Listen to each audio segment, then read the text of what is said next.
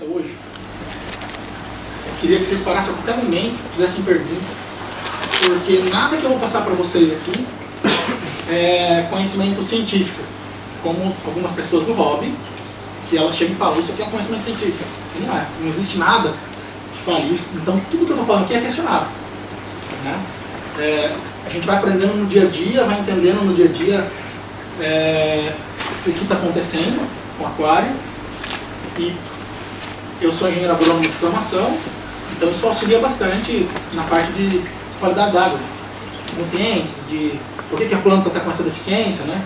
Então isso ajuda bastante. Só que isso não é o suficiente porque as plantas estão dentro da água. Então a gente pega uma planta totalmente diferente do ecossistema, né? Então é tudo questionável, né? Não é uma verdade de forma nenhuma. Então parem, façam pergunta. Enfim, a ideia hoje é a gente conversar sobre os nutrientes em si. Isso aqui vai ser bem rápido, falar o que cada um serve, bem simples, bem direto. Depois, falar sobre os parâmetros, né, os principais parâmetros de um aquário em plantas. E, no terceiro momento, como usar esses parâmetros para controlar algas. É diferente quando a gente fala de aquapaisagismo e de aquário plantado. Né? A gente não pode considerar, no meu ponto de vista, e do Natural Art também, que a gente conversa bastante, a política dentro do hobby, digamos assim. Tem gente que considera tudo a mesma coisa, então se você monta tem que ser para competição, tem que ser tudo com produto de primeira linha, e às vezes o cara não quer isso. Né? Então, isso aqui a gente vai conversar para aquário plantado, não é nada de concurso. Então vamos lá. Alguém de vocês já teve aquário marinho? Não? Você? Você sabe como que é o controle, né, de parâmetros. Então, quando você fala, nossa, vamos medir o cálcio, né? Eu não lembro agora, eu já tive. Né? É uma coisa assim que a gente tem que ser na ponta do lápis, né? KH, GH, pH, salinidade, então... E às vezes a gente acha que com um aquário com plantas a gente não precisa, né, medir, nem mensurar, é só pôr. São plantas low-tech e elas não precisam de iluminação, elas não precisam de CO2, elas não precisam... Isso está errado, né? Pensar dessa forma, porque ou a pessoa vai montar e vai desistir, porque depois de 2 meses ela vai ter alga filamentosa, ela vai ter alga peteca, ela vai ter tudo que ela não quer, e ela vai desistir, vai vender, né? E não volta mais para o hobby, né? Ou ela vai montar um marinho, né? Ou um aquário de júnior, né? Então, quando eu quero ter um aquário plantado para o meu beta. Meu aquário tem 45 litros, 30 litros, então a gente precisa ter a preocupação com os parâmetros e com os nutrientes. Mas vamos lá.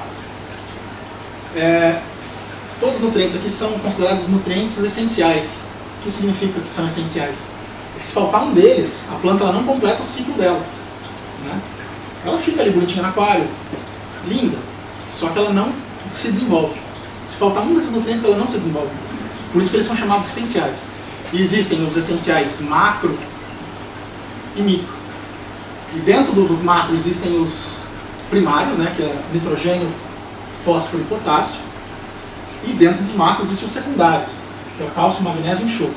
Por que primário e secundário? Porque esse daqui é exigido em maior quantidade do que esses 3 aqui. Né? Mas os 3, na verdade todos eles, né, os micro também, são essenciais e não podem faltar na conta. O nitrogênio está presente em todos os processos fisiológicos. Não vou entrar em detalhes, mas eu diria que é o principal. O fósforo ele é responsável por enraizamento, ele é responsável por energia, produção de energia dentro da célula para que seja feita mitose, crescimento celular. É o combustível do carro. Né? Se faltar o fósforo, não funciona o carro. Né? O potássio ele é responsável por abertura e fechamento do estômago, por parede celular, faz parte de processos fisiológicos que estão ligados diretamente à questão de proteção da planta. Tá? O cálcio ele é ligado nas plantas aquáticas também, na questão da quando tem cruzamento, né, para a planta poder produzir descendentes, né, mas principalmente ligado à parede celular também. O magnésio literalmente ligado à fotossíntese, ele é irmão do nitrogênio, digamos assim, né, ele é, se fosse escolher um dos processos essenciais, eu diria fotossíntese. O enxofre, ele produz as proteínas junto com o nitrogênio, o cloro ligado diretamente à fotossíntese, o cobre em algumas enzimas, o ferro que não tem a ver com folhas vermelhas. Então isso é uma lenda que foi criada, isso que eu estou falando é científico, tá? Essa é a única, acho, informação que é. O ferro, se a gente olhar na embalagem ali, tem até, acho que, planta vermelha na embalagem do Iron, da Siquem. Mas ele não tem nada a ver com a coloração vermelha. Mas ele é extremamente importante na redução, em algumas reduções químicas dentro das células, né? O molibdênio, ele anda de mão dadas com o nitrogênio, participa de muitas reações iguais. O zinco, principalmente em folhas estreitas, ele é muito importante em plantas de folhas estreitas. E o manganês também ligado na formação de clorofila, enfim, que é um parâmetro do que cada um. Claro que eu não preciso estudar isso aqui para ter um aquário saudável, mas só para a gente se situar, certo? E eu esqueci de pôr aqui, eu pus. Ah tá, e o carbono, que nas plantas terrestres, né, o nosso ar atmosférico ele tem uma grande concentração, e no aquário nós não temos. E por isso que a gente faz a injeção do CO2, né? É possível ter o aquário sem CO2? É possível.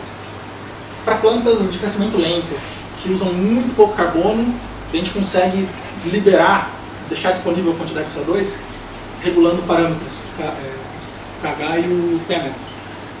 Mas, se tiver a opção de ter, é bom ter. Porque daí você vai ter um aquário extremamente mais saudável. Por exemplo, um aquário de anúbias. Se você tem o CO2, as plantas vão crescer 3, 4 vezes.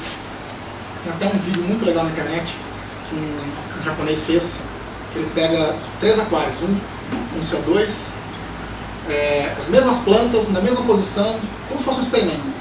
Um com CO2 e com níveis baixos de CO2 e outro sem CO2. E ele faz diversas filmagens, tipo por 45 dias, dá uma diferença assim, fora do normal. Depois eu mando no grupo o link. A gente até queria fazer um vídeo parecido com esse, mas... Enfim, sendo essenciais, eu trago aqui um conceito da parte agrícola, que chama Lei de Lidwig. Eu escrevi um tempo atrás sobre isso aqui para uma revista, daí eu usei essa referência de 1840, daí eu fui criticado porque eu usei uma referência antiga, mas nunca foi questionado, né? Então, enfim, é o que é válido até hoje. Que ele considera que na falta, você pode ter no nível máximo todos os nutrientes, se faltar um deles abaixo do fator limitante, você não consegue fazer receita de bolo. É como se tivesse faltando ovo, não vai sair o bolo que você quer. Né? Fica claro o conceito? Que aqui a gente traz para o aquário, né? Que se falta, aqui a gente tem a água, né?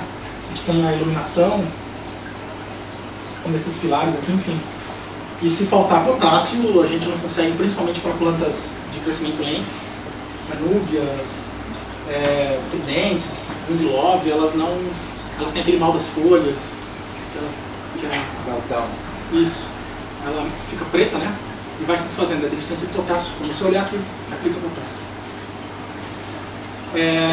Então, daqui que parte o princípio da importância da gente medir os parâmetros, né? Quando eu falo parâmetros, na verdade é mensurar isso aqui. Né? Então, quando a gente começou no Natural Art a montar os aquários para competição, a gente tinha muitos problemas de perda de aquários. Mais recente foi o Fabrício, que é nesse aquário, que ficou em 20º, que eu poderia ter posto foto, mas eu mandei a foto no grupo do ArtStation. Esse aquário ele chegou a perder umas 3 vezes as plantas. Ele plantava, as plantas melavam, a gente chama de melar, que onde ela é enterrada, né, onde ela é plantada, ela começa a perder cor. Acontece isso aqui? Depende das espécies. As criptocoríneas são muito mais propensas a isso. As coríneas rotalas também. Elas apodreciam na base e morriam, né? E fomos descobrir que era excesso de ferro. Então a gente cortou a fertilização de ferro. Então, muito do que a gente vai conversar aqui foi de problemas que foram aparecendo e a gente ia batendo cabeça e conversando com pessoas que entendem mais até do que a gente vai chegando a algumas conclusões, né? Então, os parâmetros, né? Medir GH é medir quantidade de nutrientes. KH praticamente a mesma coisa e o pH é o que regula se vai estar disponível ou não, se esses nutrientes estarão disponíveis ou não. Então, vou falar um por um, bem simples, eu não vou... Tá? O pH é toda vez que aparece alguém que nunca teve aquário, chega, o que eu preciso levar, né? A gente sempre fala do teste de pH, né? E do anticloro, né? E o pH ele não é só importante, agora vamos esquecer peixe, tá? É só planta. O pH ele é extremamente importante porque é ele que regula a disponibilidade dos nutrientes na água. Por exemplo, nesse aquário aqui, vamos usar ele como caso de estudo. Ele está com pH 8.8. É por isso que os discos estão escuros. Porque eles estão em água básica, alcalina. Então está em 8.8. Eu mencionei ainda agora. O que acontece quando o pH está em 8.8? Aqui a definição do pH, não vou nem falar sobre isso. Mas aqui é um gráfico que a gente usa bastante.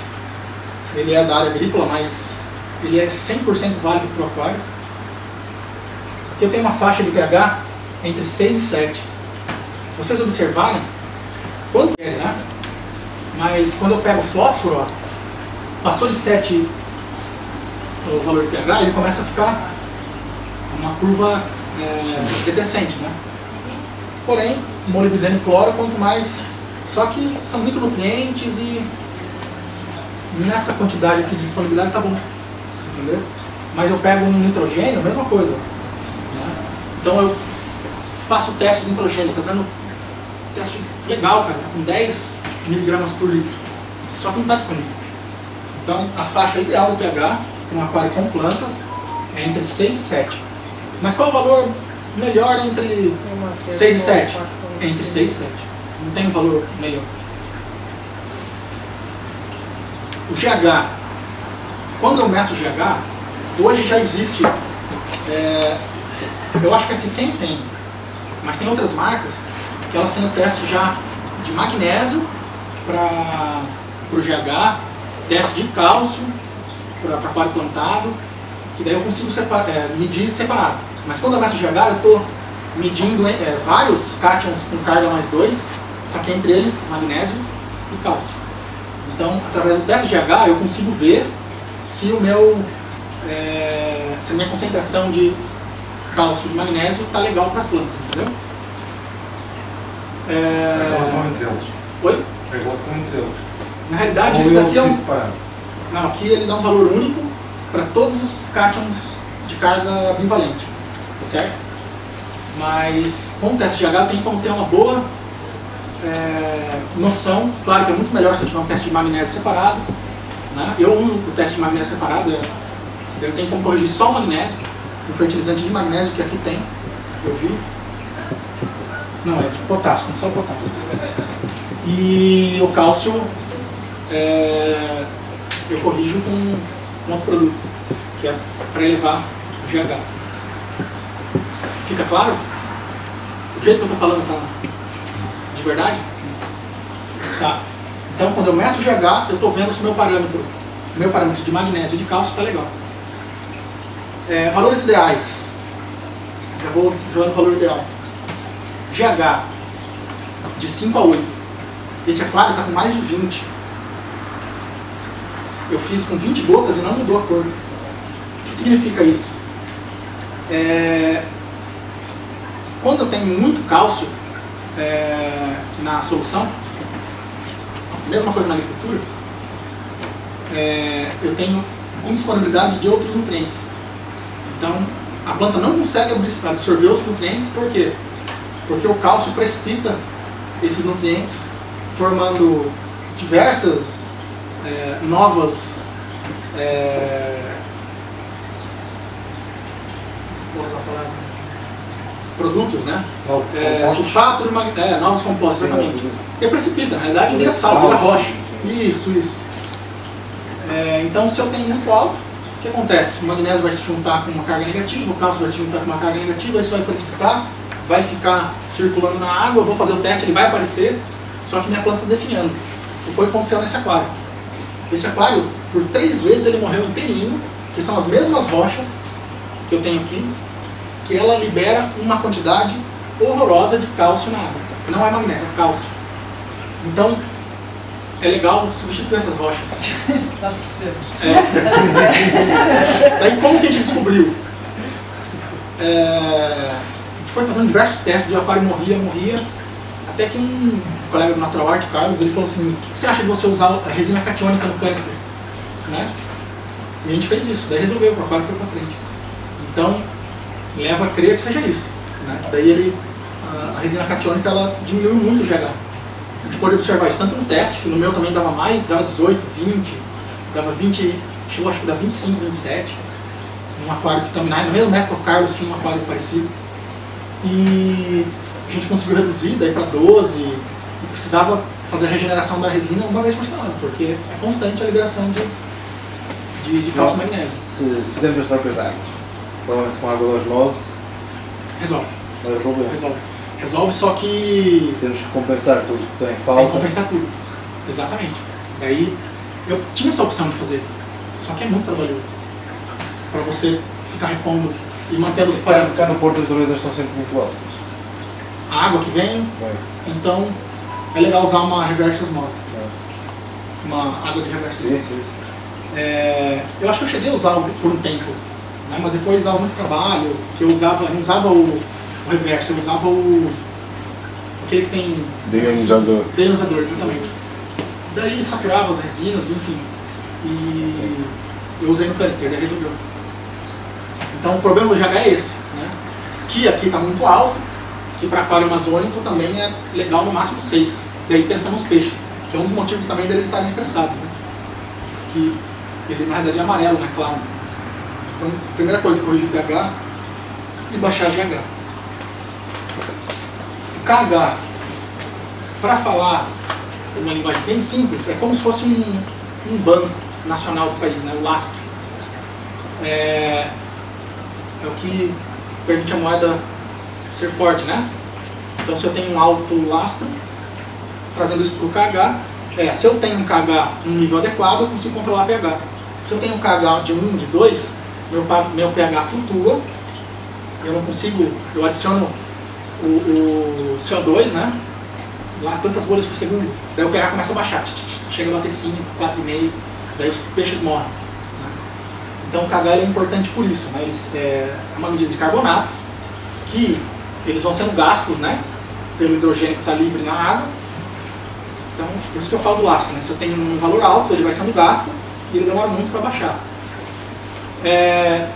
Eu não achei aqui, mas por exemplo, aqui a gente tem o GH alto, né?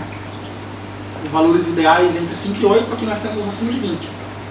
Mas tem casos que a gente precisa levar, porque ele é um nutriente que é consumido, como se fosse uma ração de cachorro, né?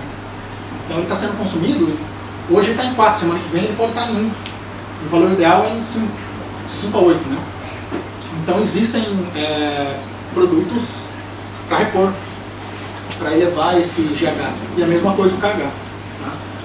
É sempre mais fácil repor do que retirar.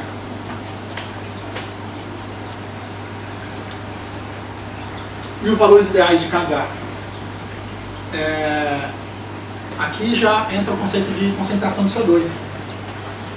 Essa é uma tabela que a gente usa bastante. Então, se eu considerar que o pH ideal é de 6 a 7, né? Aqui eu considero até 6,8, e tudo que a gente lê na internet, tudo que a gente... E o que a gente lê na internet é trazido de plantas terrestres, né? Na realidade, qual que é a concentração de CO2 na atmosfera? Vamos trazer isso para o aquário, né? Então, 35 ppm, que fala que é ideal, né, para aquário plantado. Não sei se você já viu esse dado. Então a gente considera o pH ideal de 2 a 6, que daí ele corresponde de pH 6 a 6,87, né? Então, por exemplo, eu pus preto e branco aqui no slide. Isso porque tem cor, né? Mas enfim, quanto mais próximo de 35 ppm ou miligramas por litro é a mesma coisa, quanto mais próximo de 35, melhor para as plantas. Então, se eu tiver o KH em 2, eu deixaria o pH em 6,4. Vocês entendem a minha relação aqui? Se eu tiver... Eu devia ter pego uma imagem colorida, não peguei? Não, tá preto e branco, que absurdo. Esses valores que estão abaixo dessa linha escura, eles estão com valores com excesso de CO2. Então, por exemplo, se eu tenho KH em valor de 2 e um pH de 6,2, eu estou com excesso.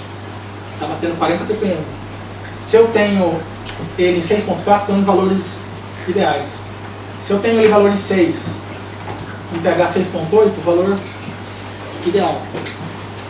E o inverso, né? Por exemplo, se eu tenho um pH muito alto, que é o caso desse aquário, que ele está com KH 6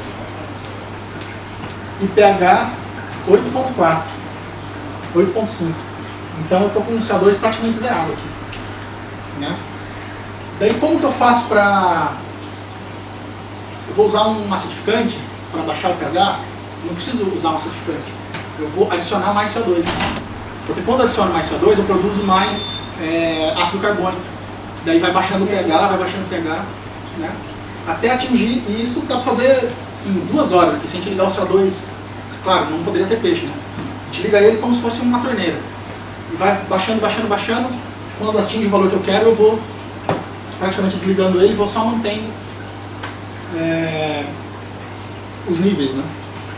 Então, o que a gente recomenda é de 2 a 6, por causa da faixa de pH, né? Fica claro essa informação? Antes da gente continuar, eu acho que eu deveria ter falado no final, que a primeira coisa que vem perguntar pra gente é, eu estou com um problema de algas, né? O aquário marinho, ele tem 2 ciclos de algas, né? Das algas marrons, das águas verdes, né? Não é um ciclo natural? E depois de 3 meses, 4 meses, ele começa a estabilizar. Eu estou falando isso porque eu experimentei na prática. Não é mais ou menos isso? É a mesma coisa no aquário plantado.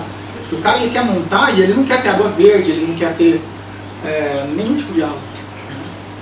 Então, a primeira coisa é ter paciência, saber que é natural, faz parte, precisa ter a alga, para o próprio aquário depois, o próprio sistema consumir essa alga, se equilibrar e você manter os parâmetros. Então é uns 3 meses, 4 meses. Eu cheguei a fazer, quando a gente está com a parte de concurso, que a gente faz 1 ano em 3 meses, né, de desenvolvimento de aquário, a gente mede uma vez por dia o parâmetro. Então uma coisa que eu viajava, minha esposa ficava medindo, ela passava os valores para mim e falava, ó, adiciona tal coisa. Então, não precisa ter essa neura de fazer todo dia, mas uma vez por semana. Estão casados há quantos anos? Oi? Estão casados há quantos anos? 9 anos. Não, eu sei, 9 parece anos. essa. E ela não gosta de aquários. Ela, na verdade, ela detesta. Mas ela entende a minha importância. Então é muito amor. Então, da mesma forma como tem o ciclo de nitrogênio, que a gente precisa esperar o aquário maturar para poder pôr os peixes, né? A gente precisa esperar o ciclo das algas. Não adianta querer... Como amenizar isso? Primeira coisa, filtragem, né? Quando a gente monta o aquário, montei hoje, a gente tira isso, praticamente todo mundo que monta aquário para concurso, a gente tira todas as mídias e põe só, como chama aqui, a Perlon? Chama? Manta acrílica. É manta acrílica. A gente enche o canister de manta acrílica, deixa 1 semana, 15 dias só manta acrílica. Para quê? Para retirar todo o excesso de matéria orgânica, pedaço de planta,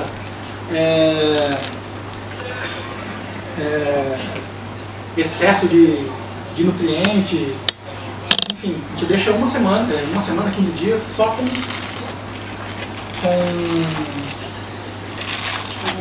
filtragem mecânica, que é para limpar todo dia, né? Todo dia ou cada 2 dias, para tirar esse excesso, põe uma manta acrílica nova e consigo amenizar bastante, acelerar bastante esse ciclo das algas, né? Parâmetro nitrogênio. A gente tem várias formas de adicionar o nitrogênio no aquário. Uma delas é através da ração, né, que é muito fácil a gente errar a mão. E quando a gente erra, a água fica verde, né, que dá aquela água que a gente põe no UV, né, filtro UV. E a outra é através de fertilizantes.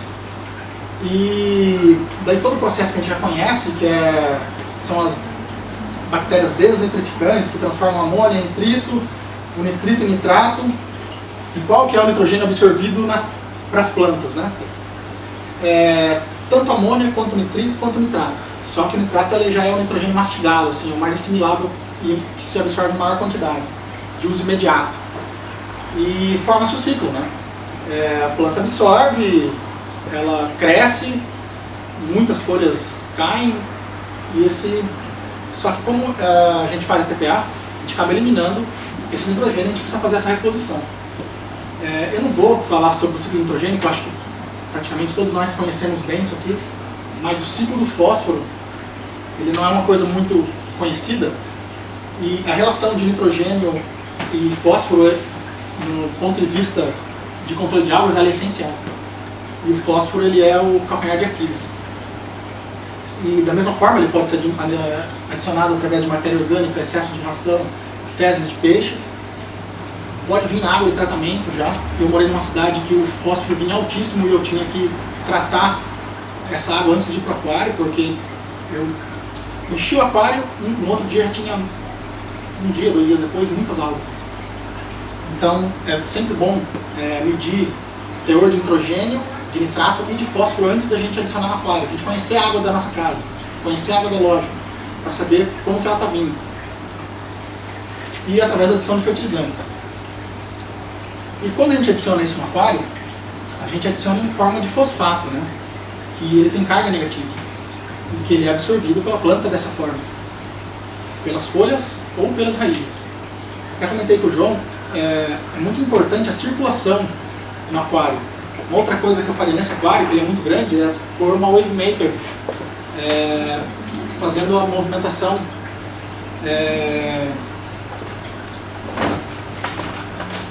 ser totalmente diferente do que está aqui. Não muito agressiva, mas os nutrientes são absorvidos por choque, né? Então, se a água está desse jeito, parada, com pouca movimentação, cria-se uma zona, chama CTC, que é a capacidade de troca catiônica, que é a capacidade que a planta tem, pode ser a raiz ou a folha, de pegar um nutriente que está livre na água e absorver. E forma-se essa CTC, a gente precisa quebrar ela, então melhorar a circulação. Por isso que é vendido no mercado, tem uma caixinha aí com um inflow outflow, dentro desse aquário aqui, ó. Por isso que isso daqui começou a se tornar bastante popular. Que ele é bonitinho, né, esteticamente. Mas ele, para aquários menores, ele resolve esse problema da circulação.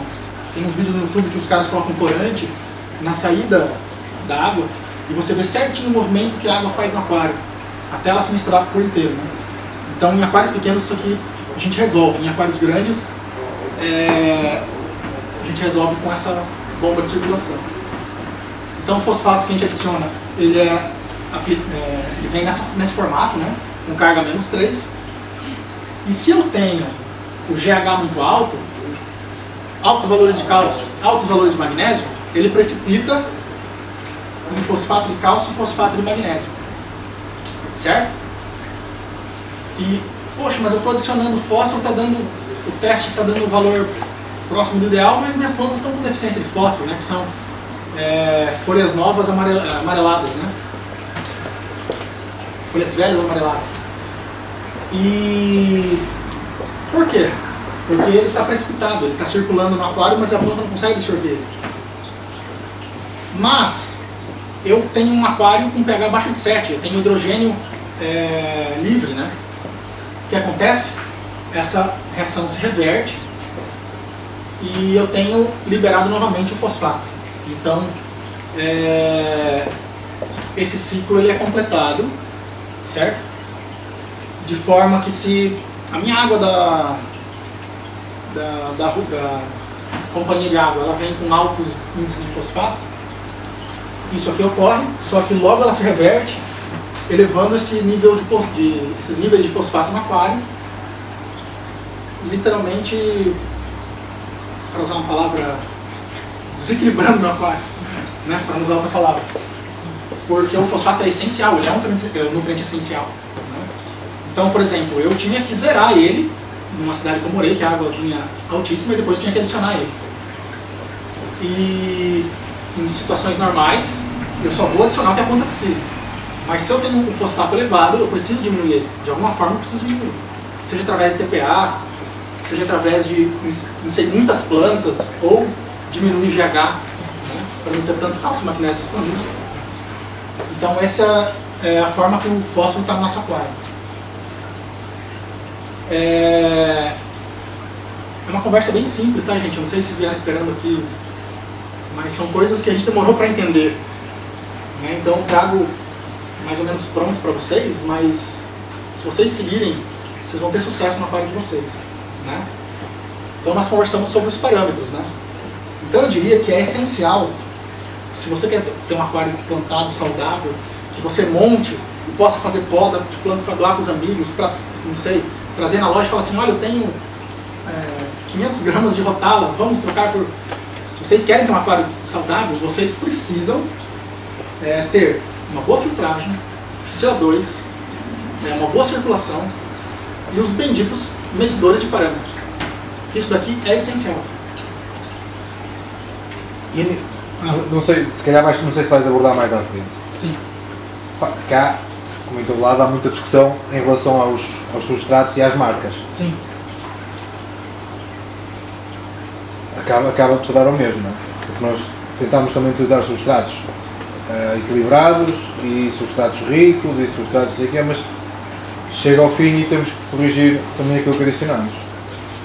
Corrigir com fertilização líquida? Ou corrigir, ou adicionar, ou retirar. Tá. Substrato? Eu só falei porque há várias marcas. Sim. Há várias marcas que dão quase a solução milagrosa que já está tudo equilibrado. Depois, naturalmente, tem que ser corrigido. Qual é a tua ideia sobre isso? Tá. Eu uso o substrato da Libredo, que é uma marca Eu brasileira. já falei com eles. É um substrato excelente. Muito bom. Da mesma forma como o ADA é muito bom, como o da JBL é muito bom, como... Aparecem aquários montados de diversas maneiras, muito bons. Sim. E às vezes aparecem aquários montados com tudo de bom que não funcionam. Certo. Portanto, às vezes se calhar passa mais pelo controle dos parâmetros. Bom, vamos lá. Vou pensar agora fisiologicamente, como engenheiro agrônomo. A planta ela vai gastar muita energia para absorver nutriente da raiz, jogar para a folha, né? Para produzir fotossimilado e devolver para a raiz para ela poder continuar viva. Então a planta ela sempre, é igual a gente, ela sempre vai gastar menos energia. Então ela vai absorver da água, da coluna da água. É importante eu ter o substrato fértil? É. Extremamente importante, principalmente para macronutrientes. Né? E para... eu diria para macronutrientes. Mas o substrato ele é muito mais importante como suporte físico. Porque se eu coloco areia... Então, se calhar, justifica muito mais apostar. Porque isto a nível prático. Sim. Prático da montagem, a parte do substrato é das partes mais caras. Sim. Eu preciso ter um bom substrato, porque nitrogênio, mas se calhar é mais enxofre, nitrogênio, enxofre, eles vêm do substrato, principalmente, né? Mas não tem como eu montar só com areia. Se eu montar só com areia e só fazer fertilização líquida, a planta vai sofrer bastante. Mas eu não diria que é um fator limitante. Uma marca específica não é um fator limitante. Você entende o que eu quero dizer? Sim, sim. Mas eu não posso deixar de fazer fertilização líquida. Eu posso ter o melhor substrato, eu posso ter um Emibredo, posso ter um da Trópica, mas se eu não fizer fertilização líquida, eu vou ter dor de cabeça. Eu vou ter gasto um dinheirão, que é a parte mais cara, sim, e vou errar onde eu vou gastar falar menos. disto na parte comercial, porque Sim. é sempre uma das maiores facadas passa sempre pelo substrato, principalmente em aquários grandes. Para montar um aquário de 60 centímetros, eu uso 15 kg de substrato. Um sacão de 15 kg. E eu tenho que usar. Eu poderia... 15 quilos? 15 kg. Por Por quê? Porque eu faço uma embalagem de volta o fundo do aquário elevado, né? Para dar perspectiva. Pois que é para dar perspectiva. Sim. Desculpa. Este daqui é 5 quilos. Eu recomendo 10 litros. Porque 10 mais. Agora, o substrato ele tem uma coisa interessante. Se você olhar, ele tem no manual um item que chama CTC, igual, veja se acha aí. Eu diria que é a coisa mais importante do substrato. CTT? CTC. CTC. É para ter. Depois a gente vê o que é a CTC. Eu já falei, a capacidade de troca de cátions. Então ela consegue absorver o excesso, né, de cálcio, de cátions que eu tenho na coluna d'água, ela absorve e libera através da raiz. Então ele tem esse poder de eles esgotam em 6 dias. Então o substrato é importante para isso. E justifica a utilização de aditivos antes de meter o substrato? Como? O que justifica a adição de fertilizante líquido? Não, aditivos em pó antes de meter o substrato. Se não estiver sendo filmado... Olha, tem a turmalina, né? Que usa. A turmalina ela é uma rocha que ela tem... Se fala, né? Que ela tem um poder de controle de algas, ela disponibiliza nutrientes, né? Eu usei já, né? Eu não observei diferenças significativas também. Há muita gente que usa, por exemplo, até usa já... supostamente são bactérias e a parte de enxofre. Isso daí é extremamente importante. Probióticos, né? Probiótico é extremamente importante. Esse, com certeza. Embaixo do substrato, extremamente importante. Porque, na realidade, eu tenho como pegar o meu canister, esse daqui, eu tenho como pegar meu canister, jogar ele na água sanitária, no cloro, higienizá-lo, devolver, a minha bactéria está toda aqui, no substrato praticamente, né? Então ele é uma reserva, né? Mas o substrato, ele contém maior, por isso que se fala, em um dos pacotes, acho que é esse baldinho, fala que ele preserva a biologia, por causa da granulometria, por causa dos poros internos de cada bolinha do substrato, de cada grânulo. Mas esses probióticos são essenciais. Eu diria que principalmente em aquários que eu quero ter, por exemplo, vou montar um aquário de exposição num restaurante. Daí que tem que usar mesmo, mas não diferente em casa. São essenciais. Mas daí tem a turmalina, que se usa muito, né? Eu não posso falar muito porque eu não montei aquários para mim. Nunca montei um aquário plantado para mim, para que eu pudesse ter por 3 anos. Então, pode ser que dê diferença, entendeu? Pode ser que dê diferença. Então, quando a gente fala em parâmetros, é essencial eu ter o nitrato para medir o nitrogênio, eu ter o KH, eu ter o fosfato, o GH e o pH. Esses daqui eu diria que são os principais. Então, se vier alguém na AppStation e falar, eu quero montar um aquário com plantas, da mesma forma como se põe um filtro espumante, né, que se chama? É espumante? Sim, escumador. Escumador.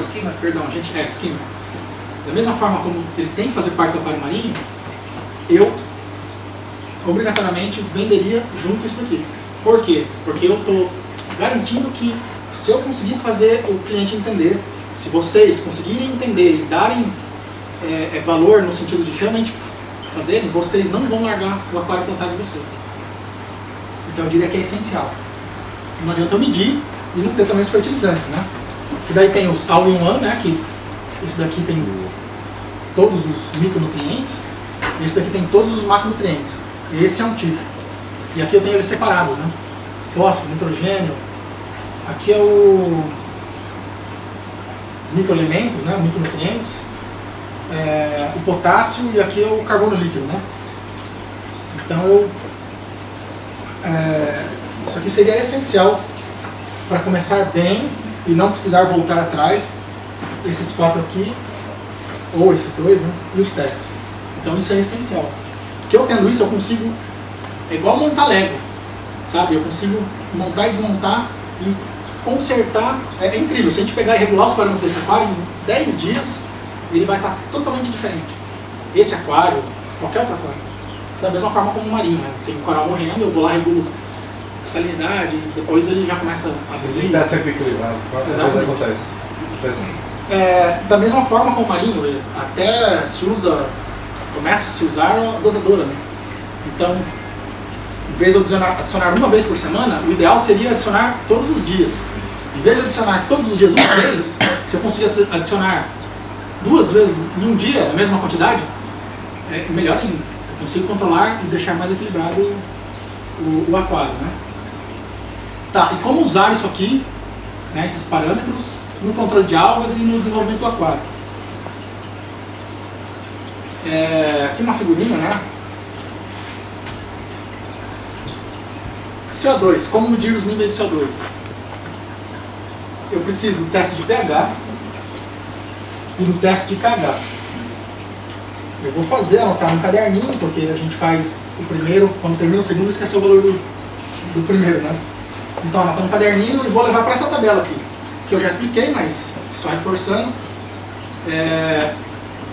Manter pH e KH nessa faixa, certo? Manter KH nessa faixa e pH de 6 a 6.8. Ideal é 6.8. O pH eu diria para nível de CO2, não para disponibilidade de nutrientes. Eu diria que seria 6.8 para os peixes também. Esse bonitinho aqui, ele é uma coisa assim que é para dar uma noção. Só que para ele funcionar, a água do teste ela teria que ter o mesmo KH da água do aquário, então ele não é um valor real. Ele está dando que está ideal aqui, né? Está verde, né? Mas ele está extremamente errado. Está azulado. Aí acho que já está azulado. Às vezes entra água, ou está muito tempo. Já está muito azulado, já se nota que está. Exato. Mas eu não diria que é uma forma boa de manter, de medir esse parâmetro, tá? Referência. Ele é bonitinho, né? Eu usei bastante dele, mas o ideal mesmo é medir KH e pH. E o ideal seria esse daqui, ó. KH em 4, pH em 6.6 ou 6.8. Para quanto mais próximo de 35 ppm, melhor resultado eu tenho. E como que eu baixo o pH? Nesse caso aqui, né, eu já falei, eu pegaria o CO2, ligaria ele consideravelmente forte e vou mensurando esse pH. Né? Chegando no valor que eu quero, eu diminuo. Não preciso mexer no KH, eu só vou mexer no pH.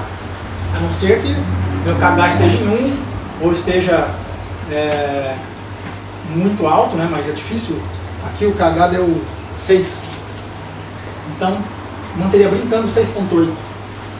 O pH, pronto, resolvi o principal fator limitante, que eu posso ter todos os outros parâmetros legais, só que se eu não tiver regulado a concentração de CO2, não adianta eu fazer nada restante certo, que eu vou ter dor de cabeça.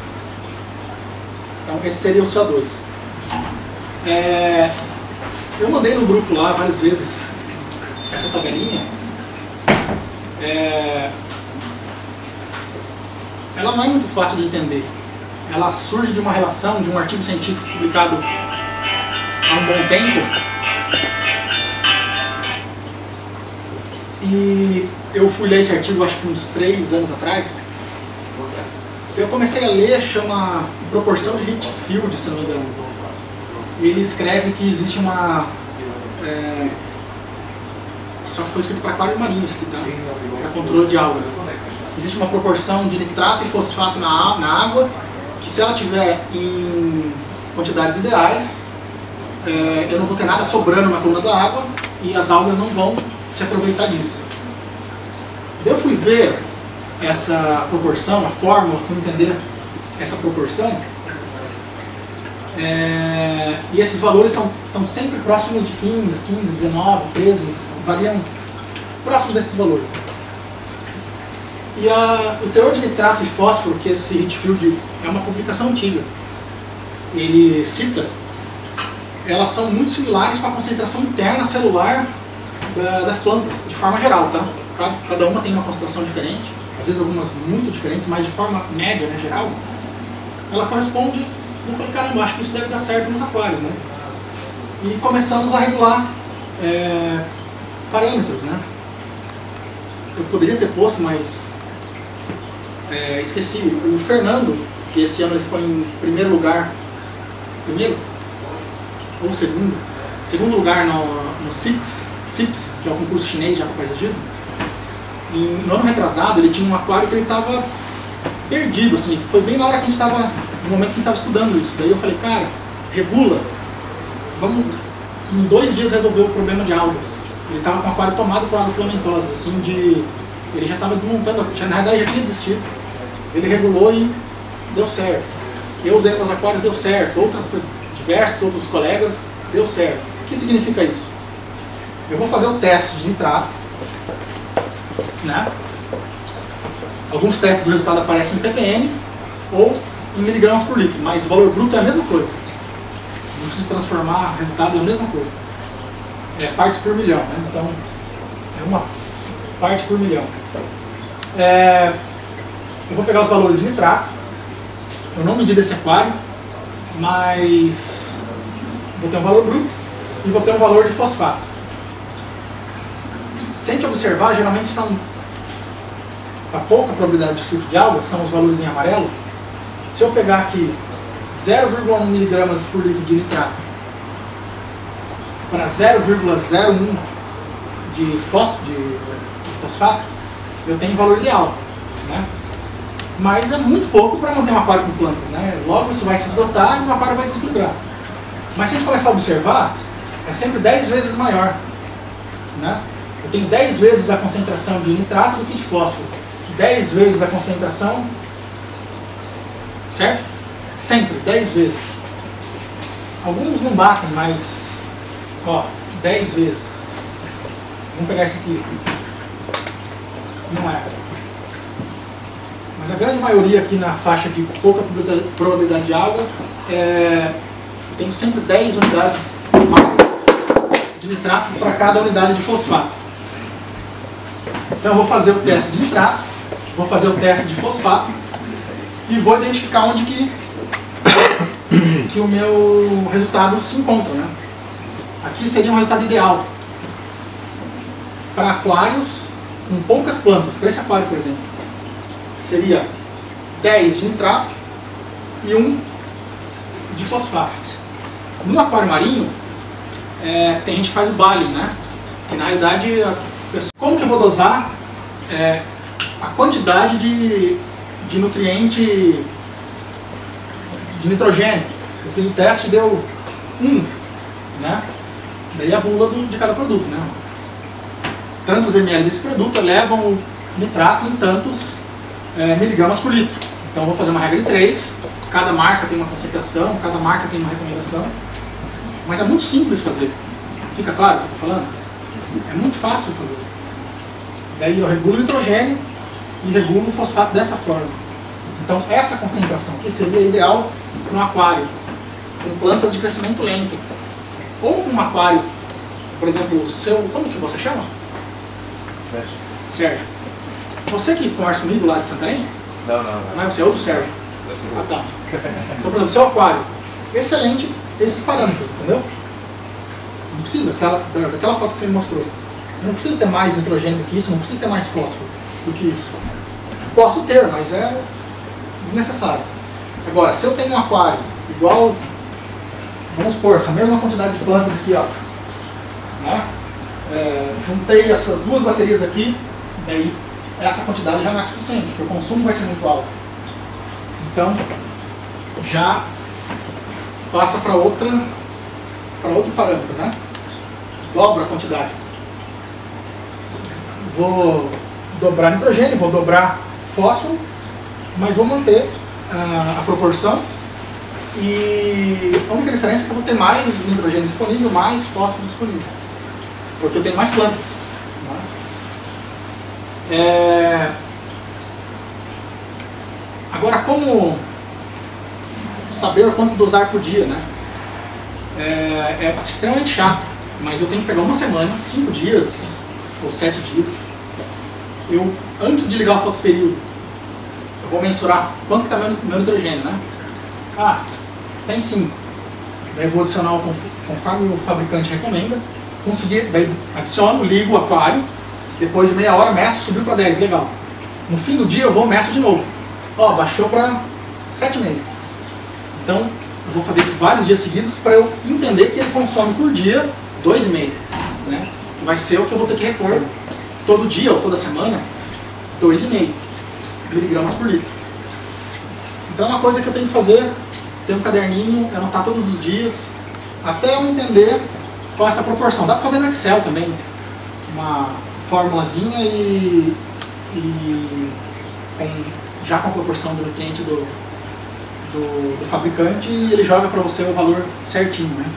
Inclusive tem marcas, eu acho que a Siquem tem, que você entra no site, tem, né? Isso é excelente. Então ele vai fazer isso aqui para vocês, né? Ele vai calcular o consumo que o teu aquário está tendo. Então façam isso. Comprem, adicionem, usem o site da Siquem. Então, agora tem um aquário com bem poucas plantas. Tem um aquário com beta, e eu tenho lá a Núbia, eu quero que ela floresça. Eu não preciso ter 10, certo? Eu tenho uma planta só. Eu posso ter 5, 2,5, eu vou fazer a proporção com o fósforo, né? Pronto, 2,5 para 0,2. Então isso é do bom senso, né? E como eu disse, isso aqui são observações, né, que a gente vem tendo ano após ano em relação ao desempenho dos nossos próprios aquários, né? E é bastante questionável isso, porque às vezes a gente tem um aquário explodido de água filamentosa, a gente vai ver a proporção está certinha. A gente não consegue entender, mas é estranho. A gente olha e fala, mas por que? Se está tudo certinho, o CO2 está certo. Daí a gente faz limpeza manual, insere um comedor de algas e faz da forma tradicional. Mas isso aqui resolve uma grande parte, mas resolve instantaneamente às vezes. 2 dias depois que você regulou isso aqui, você, né, resolve essa questão. Mais pra frente eu vou mostrar, mas quando eu tenho relação nesse azul claro, eu tenho aquelas algas cianofícias, que são por deficiência de nitrogênio, que é a cianobactéria, né?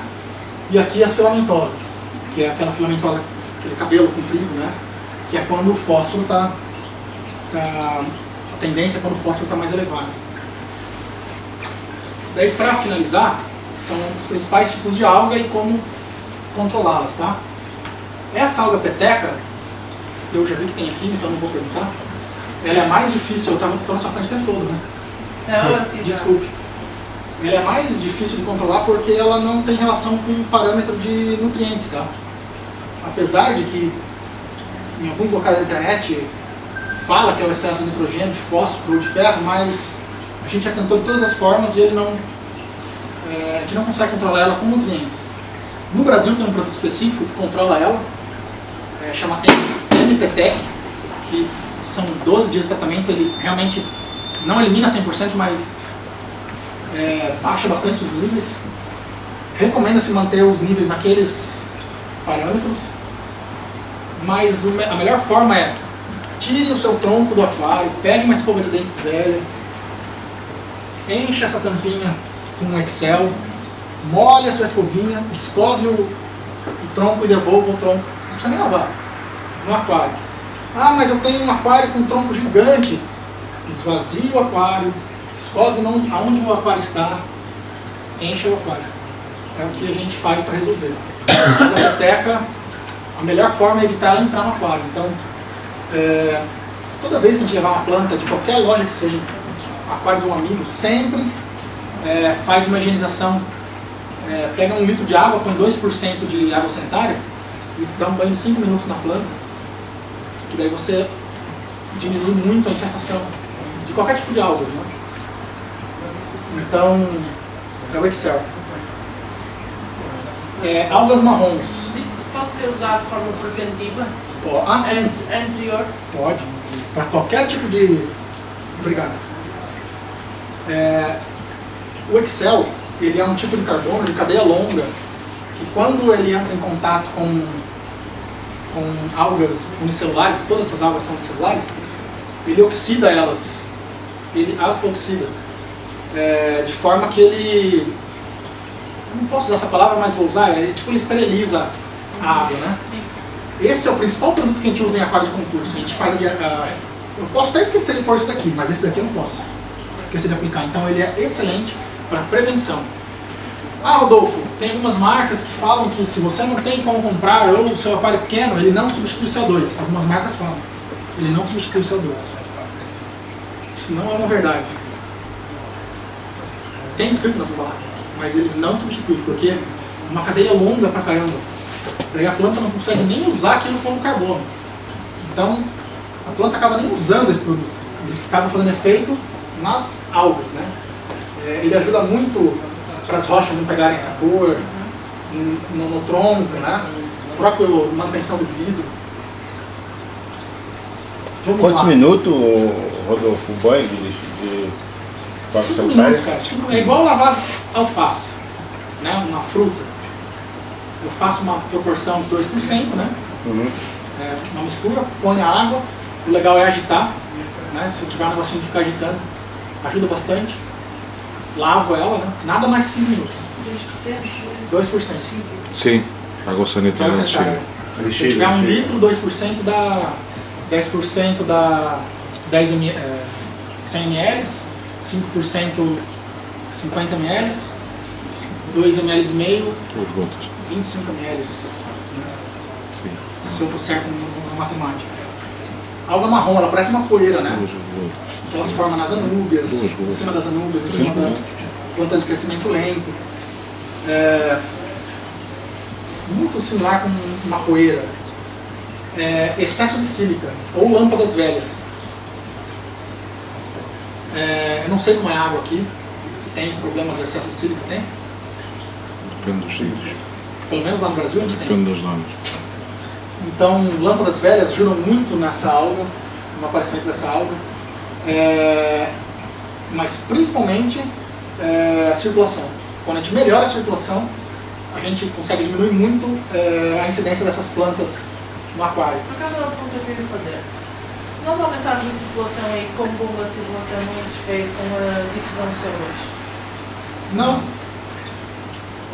Na realidade, a melhor forma de inserir CO2 seria na saída do filtro. Naquele, já viu, né? Aqueles difusores que eles entram em série na mangueira. Porque quanto mais a bolha tiver contato com a água, melhor ela se dissolve. Quando eu ponho o difusor, ele é excelente. Eu uso o difusor, eu não gosto de usar. No meu aquário eu não uso esse que sai do canister. Eu uso o difusor, porque eu estou vendo ali se o CO2 acabou, se o CO2 diminuiu, né?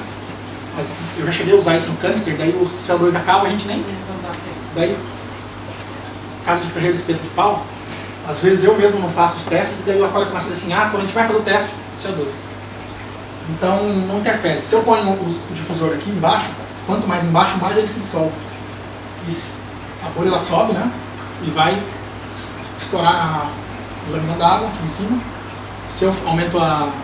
Claro que a circulação não pode ser de aquário marinho, não. É uma melhoradinha na circulação. Eu consigo melhorar essa difusão. Até fazendo o teste de KH e pH, eu consigo diminuir a injeção do CO2. E remoção manual, né? A gente usa muita pincelzinho, né, nas folhas, assim, ou, sabe, o borrifador de produto químico de cabeleireiro?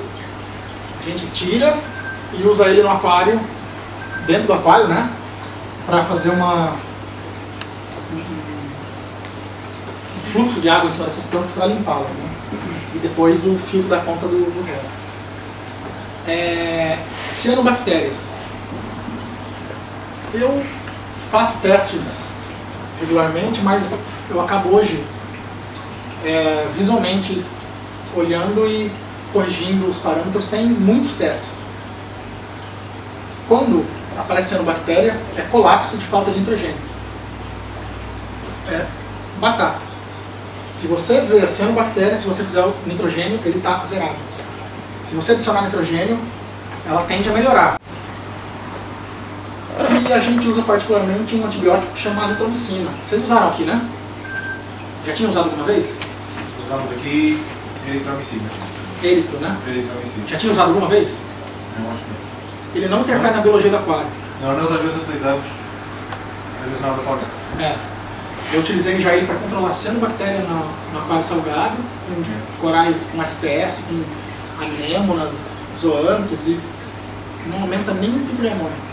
Porque ele atinge as bactérias gram-negativas. 4, 5 vezes, mais ou menos. 4, 5 vezes, depois nós tiramos o resto. Sim, daí resolve o problema. Foi. Só que paralelamente a isso tem que adicionar nitrogênio, né? Senão ela volta. Porque, na verdade, ela sempre está ali. Ela só aumenta a população. Green spot são aqueles pontinhos verdes que aparecem no vidro. Alguém já teve isso no aquário? Já teve? É difícil limpar aquilo, né? Né? Nada. Ou com gilete, ou com cartão de crédito, né? Aquilo é muito chato de limpar. Mesma coisa, se parecer aqui no seu aquário, deficiência de fósforo. Então, a primeira coisa, elevar o fósforo no mínimo em 0,5, melhorar a circulação, limpeza manual e não tem outra solução. Elevar nível de fósforo. Aqui não vi. Possivelmente está bom de fósforo. Essa alga...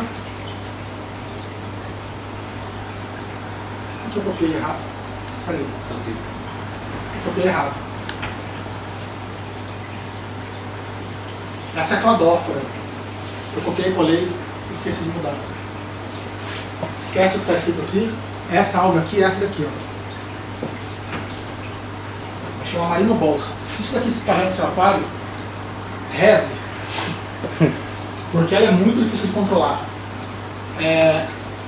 O último aquário que eu fiz, que tem as plantas vermelhas, eu perdi ele, as plantas do fundo, na realidade, nas soltá-las, porque eu ganhei uma muda de bucefalandra e veio essa alga na bucefalandra. E ela se espalhou no aquário de uma forma que não adianta, né? Tem algumas algas que a gente fala, faz o apagão, né, que some a alga, baixa tal parâmetro, usa antibiótico, usa... Cara, essa alga não morria. E ela crescia de uma forma que ela abafou as moitas de rotala do fundo, que eu perdi umas 2 vezes as plantas. Ao ponto de ter que tirar tudo, replantar, e mesmo assim, tirar manualmente, e a pior coisa é tirar manualmente. Que ela se desfaz e vira um pó, e cada pedacinho vira uma nova bola daquela. E lendo um artigo de um médico brasileiro que é dermatologista, que ele acabou escrevendo num fórum americano, ele conseguiu controlar a cladófora em aquário marinho com um remédio que é um fungicida. Eu não sei se aqui tem, se é o mesmo nome, fluconazol. É proibido. É proibido? Não tem nem na farmácia? Já tivemos um cliente que nos pediu, tentamos arranjar, sim. Enfim, Em relação a... a próxima vez eu trago. Esse é um tratamento caro. Há um produto da Baia, mas é proibido cá em Portugal. Diclozol. Que tem? Para aquário? Específico para aquário? Não. Sim. E a gente fez um tratamento de 15 dias com esse produto e resolveu. Mas a melhor forma é não inserir no aquário. Só se você quiser ter um aquário assim, com ele, só com ele. Daí legal, ótimo. E se você tiver 2 aquários, as ferramentas que você usa nesse, não use nesse. Essas algas felpudas, que são esses pelinhos que nascem bem curtinhos nas plantas, e a filamentosa, elas têm o mesmo tratamento. Filamentosa são aqueles cabelos marrons ou verdes, né? Aquilo praticamente dá vontade de desmontar o aquário, né? É um legal. Esse daqui você resolve com aquela tabela do nitrogênio. Essa daqui se resolve em 2 dias. Você resolve essa alga ajustando esses parâmetros. 2 dias dá para resolver. Vamos por 5 dias, 7 dias. Equilibrando, né, os nutrientes. Sempre a gente dá uma aumentadinha no CO2, ajuda a controlar qualquer tipo de alga. E o carbono diário, né, o Excel diário, previne muito esse tipo de alga. Então, um resumo. O pH entre 6 e 6,8, o KH entre 2 a 6, o GH entre 5 e 8, acima de 8 vai acontecer o que está acontecendo aqui, que os nutrientes podem até estar aqui, mas não são absorvidos. Nitrato de 10 a 20, fosfato de 1 a 2, que são aquelas proporções. Aqui eu não trouxe a tabela, mas enfim, existe teste de potássio. Esses são os valores ideais do potássio. Valores de magnésio, já existem testes para magnésio. O ferro, é legal falar sobre ele. Até essa semana, um colega do Natural Art, não sei se alguém segue ele, chama Pocket River. Ele tem bastante seguidores e ele trabalha com aquapaisagismo. Ele está perguntando para mim como deixar as plantas vermelhas. Eu falei, cara, tem uma linha que fala que é só com iluminação, né? Você tem que torar a iluminação no máximo, né? Com cores vermelhas, cores amarelas, e tem uma outra linha que fala que é com ferro, outra que fala que é privando a planta de nitrogênio. Na realidade, se a planta tem tendência ao vermelho, qualquer estresse que você provocar nela, ela vai ficar vermelha. Qualquer estresse. Se você elevar a iluminação, ela entende, opa, é como se fosse um protetor solar. Estou com excesso de luz, vou me proteger do excesso de luz, ela fica vermelha. Estou com deficiência de nitrogênio, ela fica vermelha. Então, o ferro, a gente tem que tomar muito cuidado. Se a gente adiciona ele muito, ele começa, eu acho até, eu não lembro o nome do colega que está no grupo, Alfredo, ele está aqui? Não? Ele plantou um carpete e as plantas começaram a melar, e eu esqueci de dizer para ele, esqueci de perguntar se ele estava usando ferro. É muito possível que seja. Principalmente quando a gente pega essas benditinhas aqui, ó, que elas nunca viram água, e põe no aquário. Elas melam instantaneamente, assim.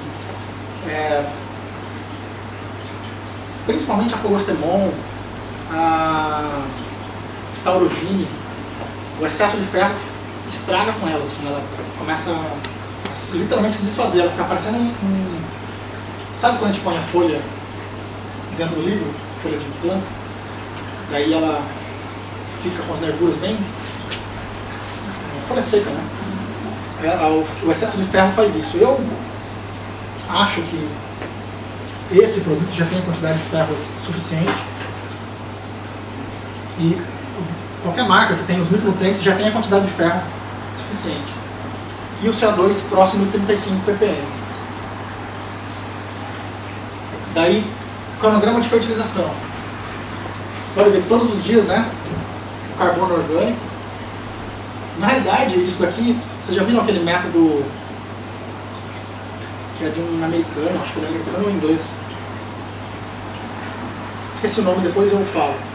Que ele fala que é melhor a gente ter o excesso de cada nutriente, daí eu acrescento, vírgula, um excesso equilibrado, que é em cima daquela tabela de relação do fosfato e nitrato, do que a deficiência, né? Então, segunda-feira eu só aplico macro, nutriente. Terça-feira, micro, quarta, macro, em dias alternados. Domingo não aplico nada, só o carbono orgânico.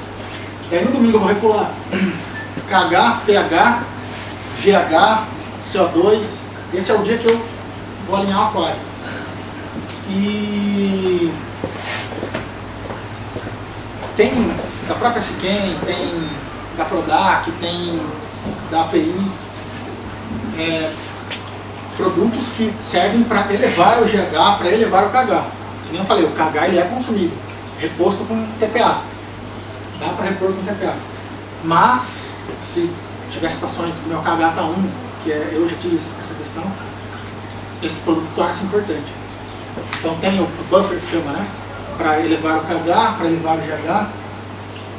E por que aplicar em dias separados? Porque a planta sempre vai preferir absorver o que é mais importante para ela. Então, se eu aplico o macronutriente hoje e aplico o micronutriente hoje, junto, ela vai absorver primeiro o macronutriente, que é o que ela precisa de maior quantidade, vai gastar energia para isso, e o micronutriente vai deixando para depois. Então, sempre em dias alternados. Alguma pergunta? Eu não estive aqui no início, não sei se vocês referiram a isso. Qual é a vantagem de aplicar em diferentes dias o micro e o macro. A vantagem? Sim. Tá. São duas. Uma, a rota de absorção de alguns macronutrientes é a mesma do micro. Então, enquanto ela está ocupada absorvendo o micro, o macro ou vice-versa, ela não consegue absorver o outro. Outra vantagem eu consigo fazer que naquele dia a planta ela supra a necessidade dela do macronutriente, entendeu?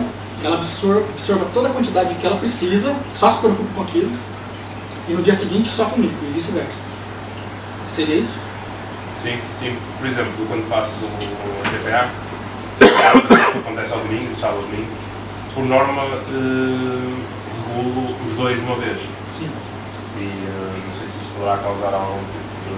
Problema não vai causar, mas o resultado que você vai obter vai ser bem melhor assim. Caramba, eu esqueci o nome desse método. É um método de fertilização que ele usa esse princípio. Não é a gente que descobriu. Mas depois, entendendo por que ele sugere isso aqui, é por causa dessa rota de absorção, né? E quando eu tenho, não só isso, tem um terceiro motivo. Quando eu tenho muito nitrogênio, que agora eu não vou lembrar de cabeça, mas, por exemplo, isso existe e é muito comum, que é inversamente proporcional. Eu tenho, hoje, nitrogênio. O nitrogênio impede a absorção não lembro agora qual, mas vamos usar um aqui, do cálcio. Eu tenho um exemplo agora que eu lembrei. O GH muito alto, eu tenho cálcio muito alto. Com cálcio muito alto, eu não consigo absorver nitrogênio. Por exemplo, eu não aplicaria ele no mesmo dia do nitrogênio. No mesmo dia do nitrogênio, não aplicaria, entendeu? Mesmo sendo macronutriente. Mas isso ocorre com vários nutrientes. Potássio inibe a absorção o ferro, por exemplo, inibe a absorção de cálcio, que é o que faz as plantas melarem. Quando eu aumento a concentração de ferro, por exemplo, aumento a concentração de ferro, perdão, a planta não consegue absorver esse cálcio. O cálcio é responsável pela parede celular. A parede celular se desfaz. Tchau. Essa planta lá entra em necrose. E é sempre próximo onde ela recebe menos luz, que é no pé da planta, na base. Então é muito relacionado com isso, sabe? Como é que funciona em estado natural? Como que é? Como é que funciona em estado natural? Na natureza? Vamos lá. Na natureza, tem alguns nutrientes que são absorvidos por fluxo de massa, que são os nutrientes dissolvidos na água, que são absorvidos pela raiz, que eles não competem entre eles, e os que não são absorvidos por fluxo de massa, eles são absorvidos por diferença e potencial, que é por contato mesmo, físico, da raiz. Então a natureza sabe, os nutrientes que ela precisa absorver para não gerar uma competição são formas diferentes de absorção. Só que no aquário, na realidade a água está presente em tudo, né? Então essa absorção de fluxo de massa, ela já... Só vai existir também aquilo que nós lá colocamos. Oi? Só vai existir aquilo que nós lá colocamos, nunca vai existir. Sim. Sim, fica claro a resposta? Sim, sim. Então, são 3 formas de absorção. Então, os nutrientes que estão presentes em uma não competem entre si. E a planta diferencia dessa forma. Exatamente dessa forma. E na agricultura também, a gente faz bastante aplicação foliar de nutrientes, né? Que seria o fertilizante líquido. A gente faz adubação no solo, né? No cultivo de soja, por exemplo, nitrogênio, soja não aplica-se nitrogênio, fósforo, potássio é no solo. Daí quando a gente pensa em micronutrientes é folha, né? Aplicação foliar, pulverização. Então fazendo um paralelo, seria fertilização líquida, né? Só que aqui o melhor seria também adicionar tudo via fertilizante, substrato sólido, que é o apoio físico da planta, e que vai ter a capacidade de pegar esse excesso de nutrientes e liberar via raiz, e também via fertilização líquida. Seria isso. Mais uma pergunta? Então, para resumir, é legal conhecer o nível de pH da água que chega da torneira, nível de GH, para saber se esse GH está aumentando no aquário ou se já vem da torneira, né? Nível de fósforo e nível de nitrato. E fazer a fertilização dessa forma auxilia demais no controle de algas. E os testes. Eu depois comecei a usar testes e fazer a fertilização dessa forma. Até eu demorei muito para entender, para aceitar que eu usava isso aqui. Eu usava uma marca brasileira, dava resultados legais, só que eu não conseguia passar daqui e tinha muitos problemas com algas. A partir do momento que eu comecei a medir parâmetros, fazer fertilização separada, equilibrar, daí torna-se muito mais prazeroso do que a gente sabe que é ter um aquário com plantas. Seria isso, pessoal. Obrigado. Eu espero ter acrescentado um pouquinho de conhecimento para vocês, porque a gente faz isso por paixão mesmo. Fazemos isso. Fim de semana passado foi feito praticamente a mesma palestra que eu montei, a palestra mandei no Nordeste. E nesse final de semana agora que vem vai ter em São Paulo uma montagem de aquário. Seria legal também montar um aquário aqui, mas daí vai 1h30, 2 horas só para montar aquário, explicar passo por passo. Daí esse é um assunto que eu domino bem. A parte de hardscape eu sou um dos que menos entende do natural art. Eu só levo pancada na cabeça toda vez que eu monto. Desmonta que tá horrível. Desmonta que está igual do ano passado. Trabalha com raiz, daí fui tentar trabalhar com raiz. É a coisa mais difícil do mundo para mim. Eu não consigo, só com baixo. Mas é isso, nos sigam nas redes sociais. A gente está tentando manter uma regularidade de publicação com conhecimento, com divulgação de dicas, mas é muito difícil porque ninguém consegue se dedicar só a isso. Meu WhatsApp tem no grupo, na medida do possível, em julho, eu respondi bastante, que eu fiz uma cirurgia e fiquei um mês em casa. Então, daí depois que eu voltei a trabalhar, fica difícil, mas na medida do possível eu sempre respondo. Né? E quando eu perguntar quais parâmetros, não tentem seguir para frente se não medir o parâmetro. Beleza? E aqui tem, acho que tudo que vocês precisam para ter.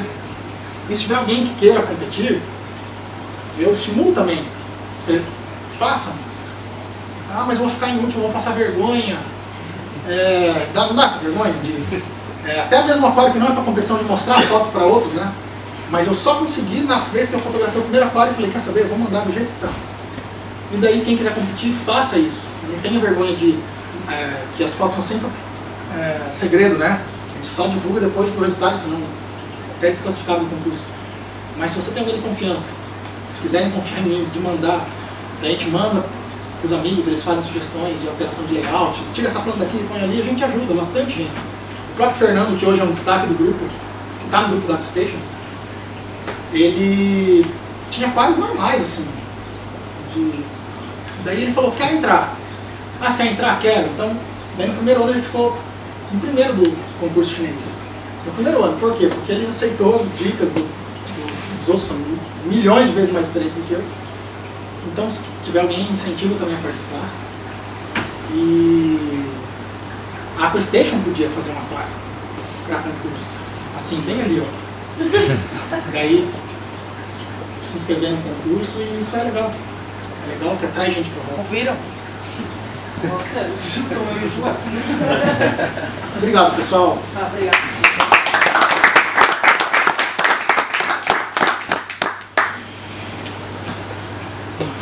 Só 3 online. Agora vamos ser desligados, aí eu vou falar de novo. Pode desligar. Não recomendo. Não recomendas aquele uso do adubo genérico. O quê? O fertilizante genérico, solução única. Não. Desse daqui se fala? Sim. Não. Obrigado. Recomendo se a pessoa tiver um aquário com beta, com uma planta. Ele vai só dar aquela pampada, né? O pump, só se for isso, mas nós trabalhamos muito também, principalmente naquela loja, com os acordos da Salgado. Sim.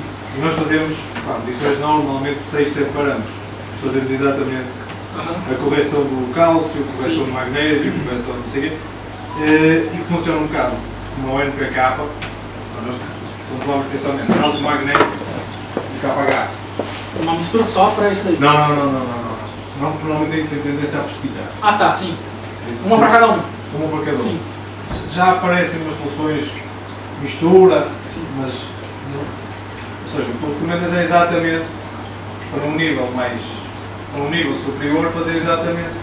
Exatamente. Nós fazemos nos acordes da água salgada, nós trabalhamos principalmente com a água de osmose. Sim. Ou seja, a intenção é sempre trabalharmos com eficiência e corrigir o que está em falta. Exato. Por exemplo, comercialmente falando, para a stage. É extremamente ruim para você um cara sair daqui com... Ele gastou 100 euros de planta. Nossa, ele comprou o melhor canister, só que você precisa manter ele, né? Cliente seu. E se ele para daqui 2 meses, você vai perder um cliente. Então, tem muitas lojas que estão chamando o Natural Art para fazer essas palestras, especificamente por causa disso. Que a gente tem que fazer o aquarista entender que ele precisa medir os parâmetros igual que o marinho. E... Isto é principalmente para a manutenção dos corais. Exato. E acontece exatamente a mesma coisa que estávamos a falar no início, que é, se não tivermos o equilíbrio, neste caso cálcio, magnésio e KH, se tivermos algum por excesso, os corais simplesmente param de crescer. Exato. Eles não abrem. Não abrem, não começam a perder cor, falta qualquer coisa. Acontece sempre isso. Nós aqui fazemos muito a utilização do Valium, que acaba por ser uma NPK, mas fazemos, utiliza-se principalmente as doseadoras, só que agora estava a pensar, nós temos clientes que utilizamos doseadoras e acabamos por dividir também os aditivos, mas funcionam quase diários, ou seja, estamos a colocar aquilo em dosagens muito reduzidas, mas diariamente. Que não falte. Normalmente por exemplo, se você tem um cliente que tem um aquário no restaurante, eu colocaria no aquário dele uma dosadora, daí no próprio, que tem tubos maiores que esse daqui, né? Que eu acho que são de 1 litro. A própria dosadora já vem com a mangueirinha, fica escondidinho e normalmente faz isso. Daí o que eu leio bastante, eu tive aquário marinho também, por 1 ano. Eu vou contar a história pra vocês do aquário marinho. Eu era louco pra ter. E falava pra minha esposa, é muito caro, muito caro, muito caro. E a gente foi numa premiação do concurso brasileiro de aquapaisagismo. Eu falei, Nanda, se eu ganhar algum produto de sorteio que venha, qualquer coisa de marinho, combinado de gente montar marinho, combinado. Ganhei 1 litro de mídia da cera, de filtragem biológica. Eu falei, Nanda, serve para marinho. Eu montei o marinho. Eu comecei a ler muito. E aquilo que eles falaram, se você tem a dosadora, faça 10 vezes a dosagem por dia, né? Que daí você mantém o aquário equilibrado. Eu comecei a fazer isso. Só que eu não tinha dosadora. Daí eu dosava 1 vez por dia e o aquário nós a mesma coisa fazemos as medições de 1 vez por semana e fazendo regularmente uma vez por semana, conseguimos entender qual é o consumo. Isso, a mesma coisa. É exatamente. Exatamente.